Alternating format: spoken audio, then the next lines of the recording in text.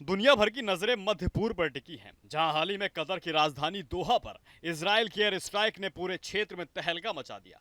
9 से 10 सितंबर की रात इजरायली वायुसेना ने दोहा में हमास से जुड़े ठिकानों पर हमला किया है। इस हमले में हमास के कई बड़े नेता मारे गए। इजराइल का दावा है कि हमास आतंकियों को यहां पनाह देने के चलते ये कार्रवाई की गई है, लेकिन दोहा और कई अरब देश से इनकी शुभ्रता पर हमला मान रहे हैं। इस हमले के बाद सबसे बड़ी चिंता अब तुर्की पर इजरायली हमला होने की संभावनाएं को लेकर है। मिडिल ईस्ट फोरम की रिपोर्ट के मुताबिक अगले कुछ दिनों में इजरायल तुर्की के बड़े शहर इस्तांबुल या आंकरा पर एयर स्ट्राइक कर सकता है। इसका कारण यह बताया जा रहा है कि तुर्की भी हमास को समर्थन देता रहा है और अब इजराइल उसकी भी जड़ें काटना चाहता है। तुर्की, जो नाटो का सदस्य है, खुद को सुरक्षित समझाता रहा है, लेकिन इस खतरे ने सवाल खड़ा कर दिया है, क्या इजराइल पर तुर्की का हमला नाटो के आर्टिकल के 5 तहत पूरी तरह नाटो को युद्ध में खींचता है।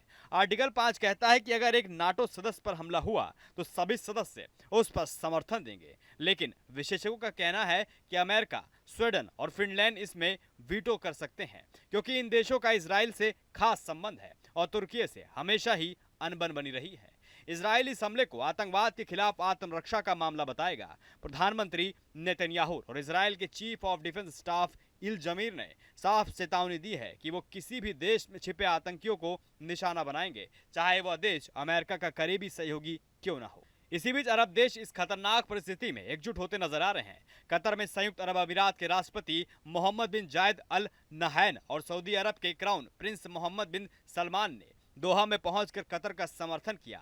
जॉर्डन किंग भी समर्थन जताने वाले हैं। ऑर्गेनाइजेशन ऑफ इस्लामिक कोऑपरेशन यानी OIC के 57 देशों भी इस इजराइल के खिलाफ एकजुट होने की तैयारी में हैं।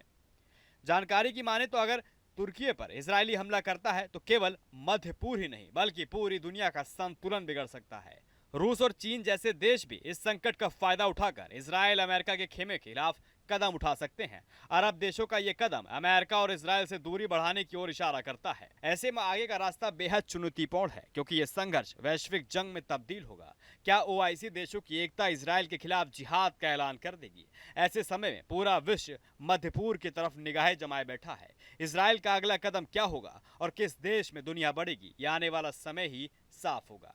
अब आपकी क्या राय इस पूरी वीडियो को लेकर हमें कमेंट बॉक्स में कमेंट करके जरूर बताइए और चैनल पर नए हैं तो सब्सक्राइब करना ना भूलें। जहां भक्ति है हर शब्द में, कथाओं में छिपे हैं दिव्य रहस्य और ज्योतिष देता है जीवन को दिशा। धर्म से जुड़ी हर बातों को जानने के लिए हमारे चैनल स्तुति को सब्सक्राइब करें। चैनल पर जाने के लिए इस लिंक पर क्लिक करें।